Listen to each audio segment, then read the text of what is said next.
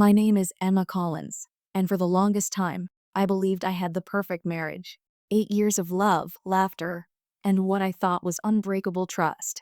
My husband, Ryan, was charming, successful, and always knew how to make me feel special, especially on our anniversaries.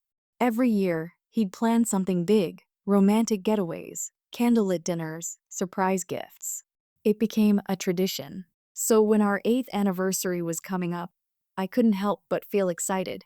I even took a day off from work just to make sure everything would be perfect. I spent hours getting ready, curled my hair, wore the red dress he'd once said made me look dangerously beautiful. I even made his favorite dessert, chocolate lava cake.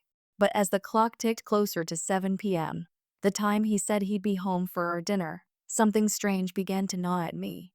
Ryan was never late for anniversaries. Never. At first, I brushed it off. Maybe traffic. Maybe an office emergency. But an hour passed. Then two. My messages went unread. My calls went straight to voicemail. By 9:30 p.m., the candles had melted into puddles of wax, and the food had gone cold. I sat at the dinner table, staring at the empty chair across from me. The house felt painfully quiet. I tried calling his office. His assistant, a sweet young woman named Sophie, picked up. "Hi, Sophie. Is Emma?" I was just wondering, did Ryan leave the office already? There was a pause. Yes, ma'am. He left around 6:30. He said he was heading straight home. Straight home. My heart started to pound. I thanked her and hung up, but my mind was racing. If he left at 6:30, where was he now? I tried to calm myself down. Maybe he stopped to pick something up for our anniversary. Maybe he was planning a surprise. Ryan loved surprises. But then, just as I was about to convince myself to stop overthinking, my phone buzzed. It was a notification from our joint credit card account. I almost didn't check it, but something told me to look. It showed a charge: $327.45 at Lucille, a luxury rooftop restaurant in the city. My breath caught. Lucille. That was our place. The very restaurant where he'd proposed to me 8 years ago. I froze. Maybe he went there to make a reservation for later? Maybe he was setting something up? But then I noticed the timestamp, 8:04 p.m. At that moment, I felt the ground slip beneath me. I stared at the screen, my heart pounding in my ears. If he was at Lucille, who was he with? Without thinking, I grabbed my keys and rushed out the door. The drive downtown felt endless. My hands trembled on the steering wheel. I kept replaying every moment of our marriage, his smiles, his sweet words, the way he'd say, "You're my forever, Emma." Was all of it a lie? When I finally arrived at the restaurant, I sat in the parking lot for a minute, trying to steady my breathing. My instinct screamed for me to leave, that I didn't want to know. But my heart needed the truth. Inside, the restaurant was softly lit, with the hum of quiet conversations and clinking glasses. I spotted the hostess and forced a smile. "Hi, I'm looking for my husband, Ryan Collins. I think he has a reservation." She checked her screen, then looked up. "Yes, table 14. He arrived about an hour ago." My stomach twisted. "Is he alone?" I asked, my voice barely audible. The hostess hesitated. "No, ma'am. He's with a guest." That word hit me like a bullet. "Where is table 14? I whispered. She pointed toward the far corner of the rooftop, where the city light shimmered through glass panels. I walked slowly, my heels clicking on the tile floor, my heart hammering in my chest. And then I saw him, Ryan, sitting across from a woman. She was laughing, her hand resting on his. Her long dark hair fell over her shoulders as she leaned in close. And Ryan, my husband, was smiling. That same tender smile he used to give me. I froze, unable to breathe. I felt tears sting my eyes, but I refused to let them fall. I stood there, invisible in the crowd, watching the man I loved laugh with another woman on the night of our anniversary. Then she reached across the table and brushed something from his cheek. His hand caught hers, and they shared a look, intimate, familiar. That was all the confirmation I needed. My world shattered silently. I turned around before either of them could notice me and walked out, my vision blurring. Somehow, I made it back to my car. I sat there, gripping the steering wheel so tightly my knuckles turned white. How long had this been going on? Who was she? And why? Why tonight? Of all nights. The anger started to build, slowly at first, then like a storm. I wanted to scream. I wanted to cry. But instead, I took a deep breath and whispered to myself, "Okay, Ryan. You want to play this game? Let's play." That night, I didn't confront him. I went home, wiped my tears, and waited. At midnight, the door opened. Ryan walked in, smelling faintly of cologne and champagne. "Hey babe," he said casually, setting his jacket down. "Sorry I'm late. Big client dinner ran over time." He leaned in to kiss me, but I turned away. "Oh," I said softly. "That must have been some client dinner at Lucille, right?" He froze. What? "The receipt came through on our card," I said, forcing a calm smile. "Next time, you might want to use your personal account." His face went pale.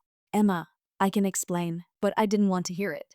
Not yet. I just looked at him, my voice trembling but cold. "You had dinner with someone else on our anniversary, Ryan. That's all the explanation I need." He reached for me, but I stepped back. That's when I decided something inside me. I wasn't going to cry. I wasn't going to beg. I was going to make him regret ever betraying me. And the way I do it would shock him beyond belief. That night, while Ryan slept peacefully beside me, I opened my laptop and began to plan my revenge.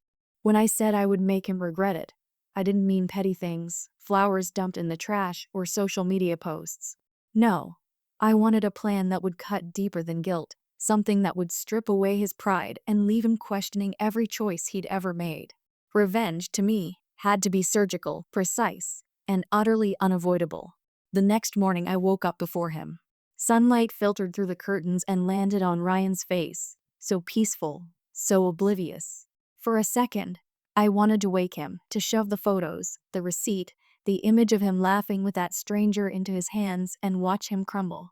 But instead I brewed my coffee and sat at the kitchen table with a notepad. I wrote his schedule, his colleagues' names, the places he frequented. I listed everything I knew: clients, friends, habits, guilty pleasures. Everything a careful map needs. "You okay?" he called from the bedroom, his voice still heavy with sleep. "I'm fine," I answered, keeping my tone flat. "Are you leaving early?" "Yeah, board meeting at 9. I've got a presentation." He smiled, then leaned down to kiss my forehead. I let him, but it was as hollow as the sound of a distant bell. I watched him walk out and close the door as quietly as I could. The house felt like a stage where I'd been given a role I'd never auditioned for, a role called the betrayed wife. But I refused to be passive. First, I needed information. Real information. I opened Ryan's laptop while he was gone. Yes, I know, risky. But the betrayal had rewired my moral compass. I told myself I deserved to know the truth. At first, I only checked the basics: calendar, emails. Nothing. He was careful. He used a work email for client stuff and a personal one that he always logged out of. Then I found a folder labeled leisure. It was empty. I kept digging. Hidden in a subfolder, I found selfies, stylized, flirty pictures of him with the same woman from the restaurant. She had a name: Maya Tarez. Heart pounding, I searched Maya online. She had a subtle social media presence, fashion influencer, lots of glossy photos, events, a few tagged posts with Ryan. The dates matched. The last one was the night before our anniversary. In the comments, people congratulated them on something, an engagement. I felt the world blur. Over the next few days, I played a part. I was the picture-perfect wife at work events, the one who laughed at his jokes and packed his lunch.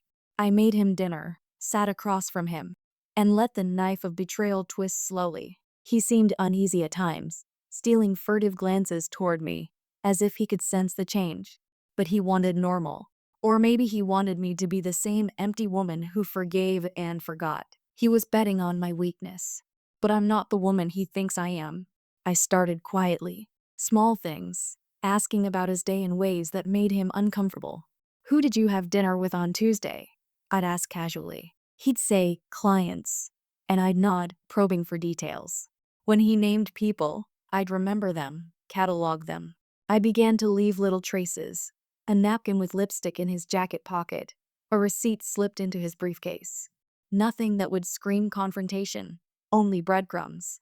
At work, I talked to Sophie, his assistant, not like the jealous wife, but like a concerned friend. Sophie, have you noticed Ryan working late with someone recently? I'm worried about his health. Her face went soft with sympathy. He's been stressed, she said. There's this Maya, she's the new PR consultant. They've been close. Close. The word echoed in my skull. That night, I orchestrated something small but meaningful. I called a mutual friend, Daniel, who'd once been Ryan's college roommate and who still treated our marriage like a sacred relic. Daniel, I said, my voice gentle, I need a favor. Can you invite Ryan to your poker night? I want him to feel he still has friends. He agreed, unaware of the teeth hidden in my smile. Poker night arrived and Ryan went, thinking he'd be among allies. I sat at home, phone on the table, pretending to watch television but actually refreshing social media to watch the timeline of his life carry on without me. Halfway through the evening, I got a text from Daniel. Ryan walked in with a smile. He seems different. Everything okay? My stomach dropped. Had he been planning to disappear again? Then another text. Wait, someone just asked Ryan if he was engaged. He laughed it off. The room got quiet. The next day, I found out why. Maya had a photo shoot, and Ryan had been photographed with her, arm around her waist, smiling like a man who had stolen someone else's light. The photos were cropped and posted by an entertainment blogger. They hadn't tagged him. They'd simply included a caption. New couple alert? Ryan called, his voice tense. Emma, that's ridiculous. She's a client. It's nothing. But I heard the tremor. I decided it was time to step up the pressure. Not rage, not hysteria, tactics. I wanted him to feel the slow erosion of control. I started by securing proof. I hired a private investigator. Yes, I did. It felt extreme, but so did the way he'd laughed across a table with another woman on our anniversary. The investigator came back faster than I expected. They've been seeing each other for months, he said, sliding a folder across my kitchen counter. Inside were dated photos, dinners, hotel lobbies, a hotel keycard with a date stamp that matched one of our anniversaries. My hands shook as I flipped each page. Armed with evidence, I could have confronted him. I could have screamed, called his parents, dragged his infidelity across social media. Instead, I planned humiliation and exposure, not public shaming but a dismantling of the safe places that harbored his lies. I started with the office. I learned that Ryan was angling for a major promotion, one that would mean big money and more respect. He used charm and secrecy to navigate corporate politics. My plan involved two simple moves. Expose his lies where his allies watched, and make sure the woman he preferred could not be hidden in plain sight. For the next week, I acted normal, maybe even sweeter. I cooked his favorite meals and told him how much his support meant to me. Little injections of trust that would make the betrayal sting harder when it was revealed. He began to relax, assuming the storm had passed. He let his guard down. That was my invitation. On a Thursday, the day of the promotion announcement, I put my plan into motion. I called Maya, masquerading as a PR consultant interested in collaborating on a charity event. She was responsive and flirty, oblivious to the trap. We set up a lunch at the same rooftop restaurant, Lucille, ironically the stage of his greatest offense. I booked a table and then texted Ryan, as if by accident, the confirmation. Table for two at Lucille, 1 p.m. It was vague, but he read it. He didn't reply. Instead, I watched him fidget through his morning meeting calls. At noon, he grabbed his coat and left the office, maybe to meet Maya, maybe to escape the weight he'd been carrying. I waited, heart thudding, for the exact moment when the chess pieces would collide. When he walked into the restaurant, he looked around and immediately saw Maya at the far table. They shared that same intimate smile, the one I'd seen a week ago, and then they saw me. He froze, like a rabbit in headlights. Maya's face went pale, not with fear, but with a rising awareness. In a voice low enough to be private yet loud enough for the people near us to catch a thread, I said, "Hello, Ryan. Fancy meeting you here." Their table went suddenly smaller. Conversations around us dipped into the silence like a blade. Ryan's chair scraped back. "Emma," he began, and for the first time in months, I felt him scared. I placed my fork down slowly and smiled. "I thought it would be nice to celebrate my own small fundraiser today," I said. Maya, I've heard so much about your work. I extended my hand as though we were strangers at a networking event. Maya took it, her fingers cold. Around us, whispers began. Phones were discreetly lifted. In the corner, a blogger I recognized snapped a photo. Ryan's face had the color sucked from it. You two know each other? Maya asked, genuine confusion in her voice. We do now, I said sweetly. Would you join us? I'd love to hear about your PR strategies. My voice was honey over steel. As she and Ryan exchanged a look, I felt the room shrink until there were only 3 people in it, 2 liars and 1 woman who had decided to burn the bridge. That table, under the city lights, would not be the end. It would be the beginning of a dismantling that would leave him exposed, not just to me, but to everyone who thought they knew him. And as I reached for my phone to send one more message, to someone who could make his world wobble, I felt his hand on my arm. He squeezed gently, a silent plea. Emma, please, he mouthed. Stop. I looked at him, and in that moment I knew I had to choose. Ruin him with a scream, or dismantle his life with quiet, unavoidable proof. I smiled, and my smile was the calm before the storm. Before he could pull me away, I tapped my phone and hit send, then watched Ryan's face change in a way I'd never seen before as the message reached the people who mattered most to him. When I hit send, it felt like releasing a held breath. I didn't watch the message leave the screen. I watched Ryan instead. His face had gone a strange, sickly pale, like someone had turned down the lights on his life. Maya sat frozen, like a bird that'd been startled mid-flight. Around us, the low murmur of the restaurant shifted into little pockets of whispers. Phones were out.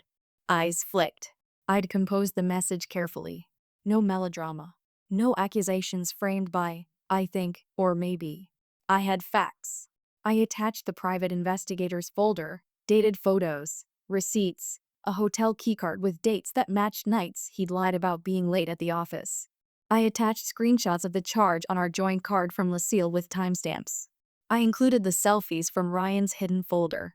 Then, because I wanted this to have consequences beyond embarrassment, I addressed it to the people who would care the most. Ryan's CEO, HR, the head of the promotions committee, and one of his biggest clients. The first reply came within minutes. From his CEO. We need to talk. Now. The words were clinical. They made Ryan's jaw twitch. He tried to snatch the phone from my hand. Emma, please don't. His voice shook. I let him. But instead of returning the phone, he pushed back from the table as if distance might protect him. This is ridiculous, he hissed. You can't do this. You'll ruin me. Maybe I will, I said softly. Maybe I'll save myself in the process. Maya's eyes were wet. For a moment she looked at me the way you look at someone you've just discovered is a better liar than you ever imagined. Emma, I didn't know, she began. You didn't know? I repeated, incredulous. You, who sat across from him while he told me he had a client dinner? You didn't know? Her face crumpled. We weren't. He told me we weren't. If he told you that his life outside of your dinners was empty and yours was the whole truth, then he's the liar, Maya. Not me. My words came out cold and precise. Each one was a small hammer. A man at the next table leaned in, whispering to his companion. A blogger I recognized clicked a photo and posted it within minutes. Screens lit up across the rooftop as people who had been keeping polite watch of our tiny drama suddenly became witnesses. Ryan, I said louder now, because I wanted everyone to hear. How long has this been going on? He looked at me as though I'd asked him a question in a foreign language. Not long, he said. A few months. A few months. The words tasted like ash. I thought of every night he'd said, working late, and of the time he'd missed my mother's surgery because of a client dinner. I thought of the birthday he'd forgotten, except he hadn't. He'd been elsewhere. Each memory rearranged itself into evidence. Then the CEO arrived. I saw him before anyone else did, a tall man in a dark suit, his presence like the first note in a chord that makes people straighten. He didn't hurry. He walked with the confidence of someone who wasn't used to being derailed. But the second his eyes landed on our table, it was obvious the man had been derailed. Ryan. His voice was a particular kind of cold. Not friendly, not angry, just corporate steel. Can we talk in private? The grill of the rooftop murmured around them. Everyone recognized him. I felt the restaurant shrink to the space around our table and the CEO. Ryan's face surrendered. He stood, like a man moving toward a tribunal.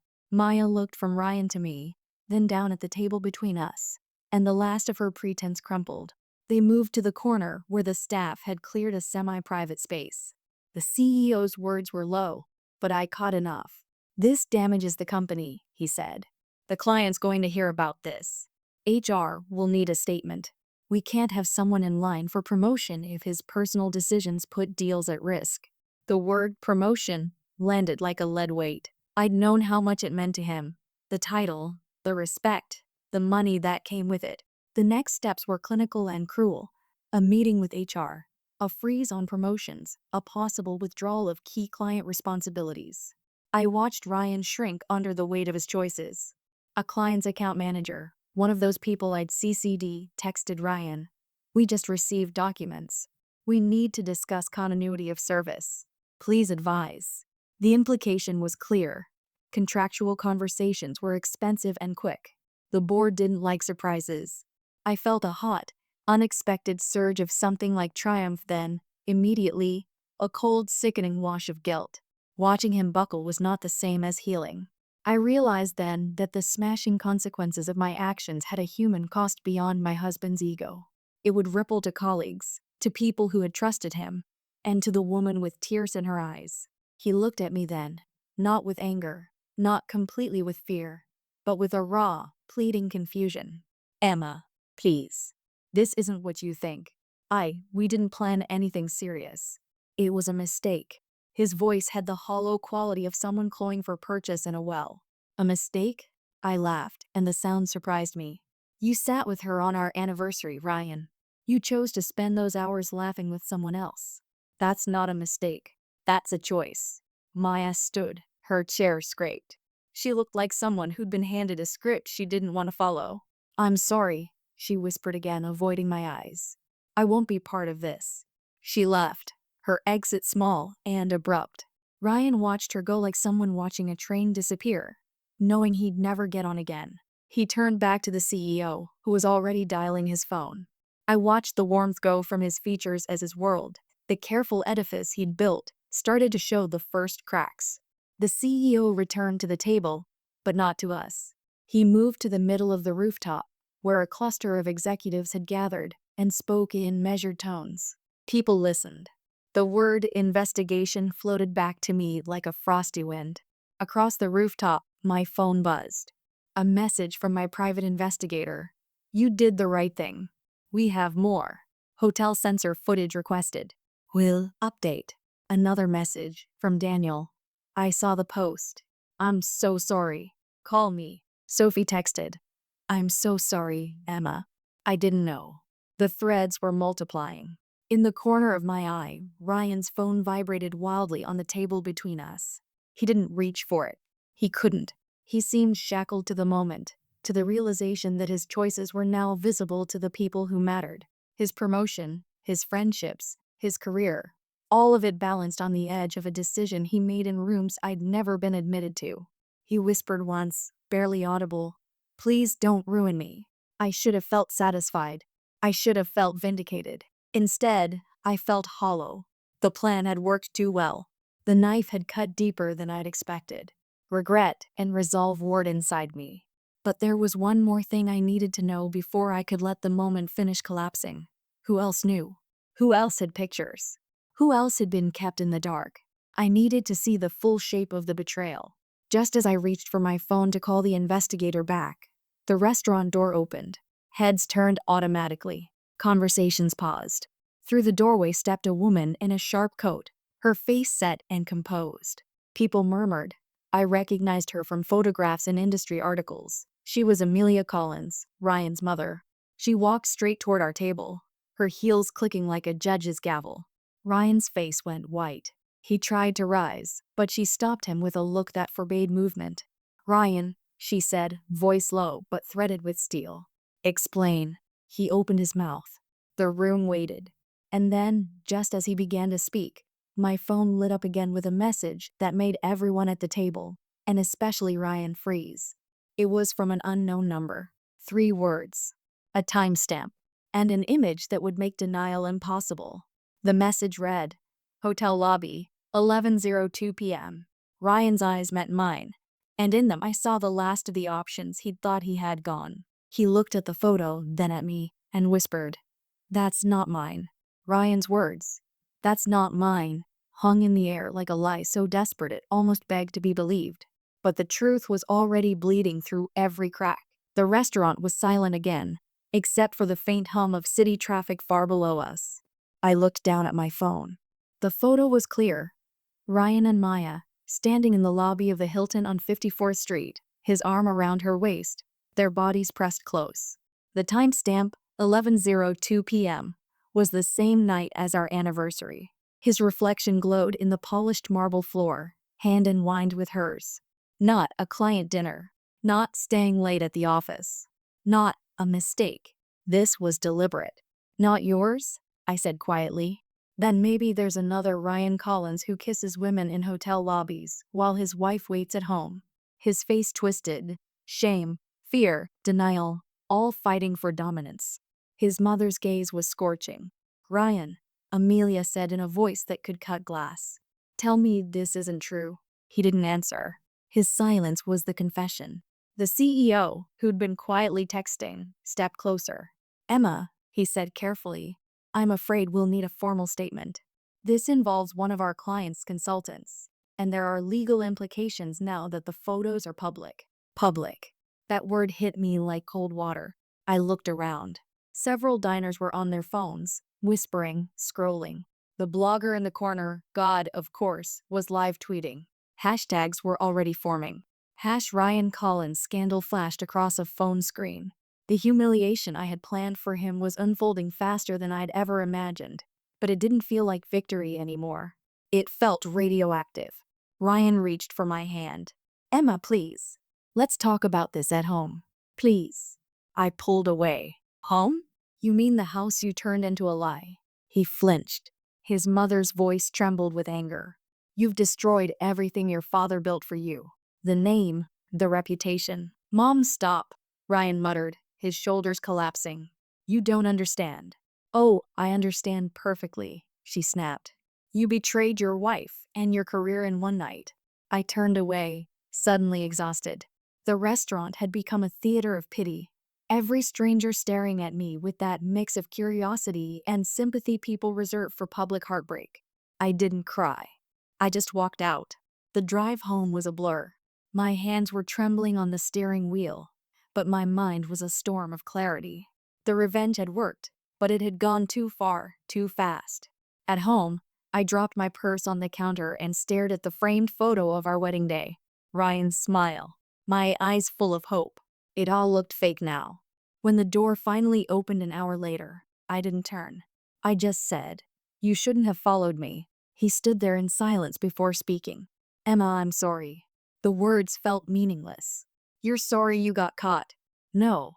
I'm sorry I let it get that far. I didn't mean to hurt you." I spun around, anger bursting through my chest. "Didn't mean to?" "Ryan, you lied to me for months. You looked me in the eyes every night and told me you loved me while you were sneaking around with her." He ran a hand through his hair, looking broken. "It wasn't supposed to be serious. It just happened. We were working late talking, and one night we crossed a line." "Don't you dare use that word." You crossed that line. She didn't vow to love me. You did." He took a step closer. "Emma, please. I've already lost my promotion. The company's investigating. My mother won't even speak to me. I just need you. I need you to believe me when I say it's over." I laughed, sharp and bitter. "Over? It ended the second you chose her over me." For a long time, neither of us spoke. He sank onto the couch, his head in his hands. "I know I don't deserve forgiveness, but you're all I have left." I looked at him, and for the first time, I didn't see my husband. I saw a man who had made his own prison and wanted me to live in it with him. I walked past him toward the bedroom, grabbed the folder from the investigator, and dropped it onto the coffee table. "Everything's in there," I said. "Photos, timestamps, records. You can use them to explain yourself to whoever's left in your world. But as for me," I took a deep breath. "I'm done." His eyes snapped up. What do you mean? I mean, I'm leaving you. He stood abruptly. Emma, don't. Please. We can fix this. I'll go to therapy. I'll quit my job. Whatever it takes. I shook my head. You can't fix something you shattered on purpose. His voice cracked. You can't just walk away from 8 years of marriage. I can, I said softly, because you already did. That night, I booked a hotel room under my maiden name. I didn't sleep. I just sat by the window, staring out at the glowing skyline. My heart hurt, but it also felt strangely light. Around midnight, my phone buzzed. A text from an unknown number. Unknown. You think it's over? You have no idea what he's hiding. My pulse jumped. Who is this? I texted back. No reply. I stared at the screen, confused, uneasy. Could it be Maya? Or someone else from his office? Or worse? The next morning, another text came through. Unknown. Check the bank accounts. Look at the savings transfers. Start with February. I froze. Ryan and I shared multiple accounts, but I hadn't checked them in months. He handled the finances. I trusted him completely, until now. I logged into our joint savings. The numbers looked fine. Until I scrolled back. February, March, April. Every month, small but consistent transfers. $3,000, $4,000 to an account I didn't recognize. And the name on it, M. Torres. My stomach turned. He hadn't just been cheating emotionally. He'd been supporting her financially. I stared at the screen, numb. He'd used our money. The house, the savings, everything we'd built together. He'd funneled pieces of it to the woman who'd helped him lie to me. The anger came back, sharp and burning. I grabbed my phone and texted him. We need to talk. Now, he replied instantly. Emma, please, I'm at the office. Can it wait? No, it can't. He came home within an hour, looking exhausted, his tie loose, eyes red. What is it? I held up my phone. Explain this. When he saw the transactions, his face changed, first confusion, then panic. Emma, I can explain. Then explain, I shouted. Why are you sending thousands to Maya every month? Was that part of your client dinners too? He swallowed hard. It's not what you think. I laughed bitterly. That's your favorite line. I wasn't paying her for that, he stammered. It was. She was blackmailing me. My eyes widened. What? He nodded, his voice trembling. She said she'd tell you. She had photos, messages. She threatened to ruin me unless I paid her to keep quiet. I stepped back, the words hitting me like blows. So instead of telling me the truth, you paid her to keep lying? He didn't answer. Ryan, I whispered. How long has this been going on? He looked down. Almost a year. My knees almost gave out. A year? He nodded miserably. It started as a flirtation. Then one night, after a conference, it crossed the line. When I tried to end it, she said she'd tell you everything. I panicked. I kept paying. I thought it would make it go away. I stared at him, my voice shaking. You weren't just unfaithful. You were stupid enough to let her own you. He looked at me, his eyes hollow. I know. And now she's threatening again. She says if I don't send more, she'll release everything to the press. My chest tightened. You mean she hasn't yet? He shook his head slowly. Not yet, but she will. I felt a cold resolve settle over me. Then it's time she met someone who doesn't scare easily. He frowned. What are you talking about? I grabbed my coat. I'm talking about ending this. For good. As I walked out the door, my phone buzzed again, with a message from Maya herself. It said, if you really want the truth about Ryan, meet me tonight. Alone. The message from Maya flashed on my screen, cold and taunting. If you really want the truth about Ryan, meet me tonight. Alone. My fingers hovered over the reply button. Part of me wanted to ignore it, to let the whole mess burn itself out. But another part, the part that needed closure, whispered, go. I texted back, me, where? Her reply came almost instantly. Maya. The bar at Hilton on 54th, 8 p.m. Of course. The same hotel from that photo, the place where everything had started. When I told Ryan I was leaving, he grabbed my arm.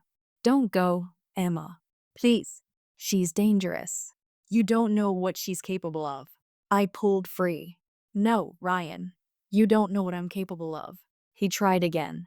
If you meet her, she'll twist everything. That's what she does. I stared him down. Then I'll finally see what kind of man you really are through her eyes. And with that, I walked out. The city was buzzing when I arrived at the Hilton. Couples laughed in the lobby, unaware of the quiet war about to unfold among the marble floors and dim lights. I spotted Maya immediately, sitting at the bar in a sleek black dress, red lipstick, and that same smug confidence I'd seen in her photos. She turned as I approached, a slow, deliberate smile curling on her lips. Emma, I was wondering if you'd come. I sat down beside her, keeping my tone steady. You wanted to talk. So talk. She sipped her wine before replying. You're not what I expected. Neither are you, I said flatly. You look calm for someone who's blackmailing a married manual. Her smile didn't falter. Blackmail? That's such an ugly word. I prefer leverage. My jaw clenched. You took money from him. I took what he owed me. Owed you? I scoffed. For what, exactly? She leaned closer. For lying to me. That threw me off balance. Excuse me? She looked directly into my eyes. Your husband told me he was separated. That you were done. That he just needed time before the divorce went public. I felt a chill. You're saying he told you we weren't together? She nodded. I didn't find out the truth until I saw a photo of you two at a charity event last spring. By then, I'd already fallen for him. I stared at her, my heartbeat echoing in my ears. And when you found out, you decided to. What? Bleed him dry? Her expression hardened. You don't understand. I confronted him. He begged me to stay quiet. Said it would ruin his life if you found out. Then he promised he'd leave you. But he never did. So yeah, I took his money. Consider it compensation for wasting a year of my life. I could see the bitterness etched into her face. She wasn't proud, just angry. Betrayed, in her own way. I sat back. So this is your revenge? Maybe, she said, swirling her glass. But I wanted you to know something, woman to woman. He wasn't just cheating on you with me. My breath caught. What? She reached into her purse, pulled out her phone, and showed me a message thread. Multiple names, photos, screenshots. He's been doing this for years, Emma. You just caught the version of him that got sloppy. I felt sick. Each message thread was another woman, different cities, business trips, the same pattern of charm and secrecy. Some dated back 3 years. That's impossible, I whispered. We were happy then. He couldn't have. He did, she said. You want the truth? He's addicted to the chase. The attention. He never stops until he's caught. And even then he lies his way out. For a long moment, I couldn't speak. The air felt heavy, thick with betrayal that stretched back further than I'd ever imagined. Maya placed her phone face down. You can hate me all you want, but I didn't destroy your marriage, Emma. He did. I just refused to play dumb like the rest. Her words stung, but deep down, I knew she was right. Still, I wasn't about to let her walk away unscathed. You said you wanted to tell me the truth. Now here's mine. I'm done being the victim. She tilted her head. Meaning? I smiled coldly. Meaning I'm not here for revenge anymore. I'm here for justice. Before she could respond, I took out my phone, opened my voice recorder, and hit play. The screen showed red. I think your confession about blackmail and the payment should be part of the record, I said calmly. Her eyes widened. You're recording this. Every word. She stood abruptly, panic flashing across her face. You can't. Oh, I can, I said evenly. You blackmailed a married man and accepted illegal payments. That's extortion, Maya. But if you stop harassing him and return the money, I'll delete this recording. Walk away quietly. Start over. For a moment, she just stared at me, breathing hard. Then she sank back into her seat. You really are full of surprises, aren't you? Ask my husband, I said. He learned that the hard way. She let out a bitter laugh. You're more like him than you think. Maybe, I said. But unlike him, I'll walk away clean. I stood, slipped my phone into my purse, and walked out. I didn't look back. When I got home later that night, Ryan was pacing the living room. Emma, where have you been? I held up the phone. With Maya. He froze. What did she say? Everything, I replied. About the money. About the other women. About you. His face fell. Emma, please. Don't.